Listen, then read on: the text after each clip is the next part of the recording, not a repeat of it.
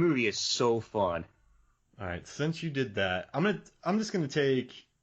I'm not gonna do Over the Top. That's too over the top. Let's The Witch. Oh wow, The Witches of Eastwick. This is insane this year. You know what? Since you did Stakeout, I'll do Masters of the Universe. I'll have some fun with it. Beastmaster? Masters of the Universe. Oh, Masters of the Universe. Okay. Oh boy. All right. This is gnarly. The Last Emperor, dude. Running Man. Yeah. Beverly Hills Cop 2, Dirty Dancing, Wall Street. Moonstruck, Living Daylights. Yep. Good Nightmare Morning on Elm Street 3, that's actually a really good one. Prince of Darkness, Monster Squad. I'm gonna go Wall Street. Ooh, that's a good one. That's a really good one. So right now you have Lost Boys, Raising Arizona, Untouchables, Stakeout, and Wall Street. I'm done. I have RoboCop, Spaceballs, Hellraiser, Masters of the Universe. And I'm gonna do Full Metal Jacket as a Hail Mary. How's that sound? To keep it close. You'd say Full Metal Jacket. Wait, did you get Predator? No, I wanted to leave that one out. That's a ringer. You know when people do these tournaments and they just go for the super obvious ones? That's not fun to me. I'd rather lose and pick a funky squad. Yeah. Fatal Attraction, Hamburger Hill. Yeah, it's insane.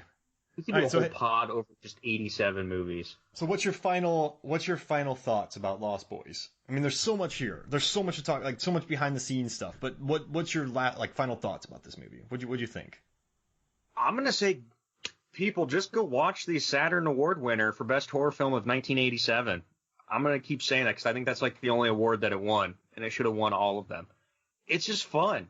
To me, it's timeless. It is the quintessential 1980s movie. Yeah. I just think it's great. Everything from the camera work to the music. It's so fun. I almost rewatched it again this morning. Give me your 3 favorite scenes. 3 favorite scenes: the rave, the Tim Capello Jazz Fest. I love the exploding bathtubs in the toilets. Like how gross water that everywhere. is. Oh. And how I meant to touch on that earlier, like how that makes absolutely no sense. How Paul could generate that much fluid from his body that he's gonna blow the water lines in the entire house. And then I'm gonna say the David Michael fight, because it's like you finally actually see the vampires flying around and colliding in midair. They saved their budget for that. Yeah. And then, I don't know, and I guess to go along with David's death, when he's actually dying and morphs back to a human, and you've got Cry Little Sister playing over the top of that. Like, that he's a bad guy, and I want to shed a tear for him. That's a good song, too. It's a really good song. Really booty. Okay, so I'm not going to step on yours. I love the garlic, or I love the holy water bath.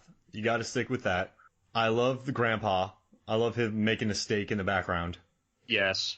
You got to go with that. And then I guess the final one is just watching poor Alex Winter writhe in death pains after getting stabbed through a fence post. That's a gnarly scene.